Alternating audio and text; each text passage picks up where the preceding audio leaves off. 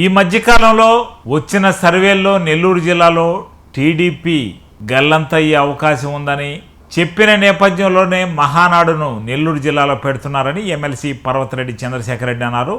ఆయన నెల్లూరులో మీడియా సమావేశం ఏర్పాటు చేశారు. ఈ సందర్భంగా ఆయన మాట్లాడారు. టీడీపీ కామెంట్స్కి సమాధానం చెప్తామని, ఎందుకు శ్రీకాకుళం నుంచి నెల్లూరుకి మహానాడు తీసుకువచ్చారని, ముందు అది తెలుసుకోవాలని, టీడీపీ ఇక్కడ గల్లంతయ్యే అవకాశం ఉన్న నేపథ్యంలోనే మహానాడు లాంటి కార్యక్రమాలు పెట్టి కాస్త ఊపు తీసుకురావాలన్న ఉద్దేశంతోనే నెల్లూరులో పెడుతున్నారని చంద్రశేఖర్ రెడ్డి పేర్కొన్నారు.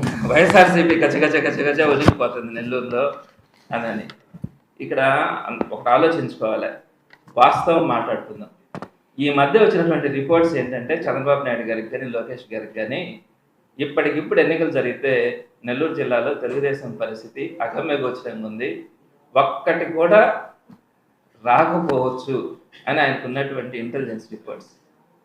ఆ కారణంగానే శ్రీకాకుళంలోనే ఎక్కడో మహానాడు పెట్టాల్సిన పరిస్థితుల్లో ఇక్కడ పెట్టి కనీసం మనం ఒక ఊపు తెచ్చుకోకపోతే ఇది మళ్ళా సున్నా కాదు కదా, ఇది అటర్ ఫెయిల్యూర్ అయిపోతుంది నెల్లూరు జిల్లా అన్న ఆలోచనతో శ్రీకాకుళంలో పెడుతున్నటువంటి దాన్ని అసలు నెల్లూరుకి ఎందుకు పెడుతున్నారు మీరు ఒకసారి అడగాలి. వాళ్ళని నెల్లూరుకి ఎందుకు పారుస్తున్నారు? శ్రీకాకుళంకి నెల్లూరులోనే పెట్టుకుంటే తప్పులే, అక్కడ పెట్టాలనుకున్న దాన్ని అక్కడికి ఎందుకు మార్పు చేస్తున్నారు? ఆ ఒక్క రీజన్కి సమాధానం చెప్పగలిగితే మీరు చెప్పిన దానికి కూడా ఆన్సర్ చేయొచ్చు.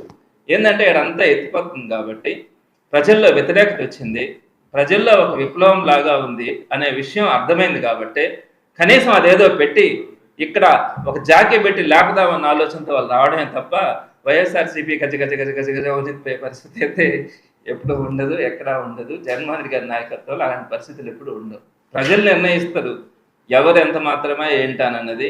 ఇప్పటికే అనుకున్న ప్రతి అంశంలో కూడా వైఎస్ఆర్సీపీ సక్సెస్ అయింది. రాబోయే రోజుల్లో కూడా మేము మాట్లాడే వాటికి ఆన్సర్స్ చేయగలిగితే సంతోషమే. తిట్ల దండకాలని మాట్లాడితే బెదిరించడాలు ఇవి చేసుకుంటే ఇప్పుడు ఉన్న పరిస్థితి కంటే దారుణమైనటువంటి పరిస్థితి వాళ్ళకు ఉంటుంది. వైఎస్ఆర్సీపీ వెరీ క్లియర్గా ఉంది, ప్రజల తరపున ఎటువంటి పరిస్థితిలో పోరాటం చేయడం జరుగుతుంది.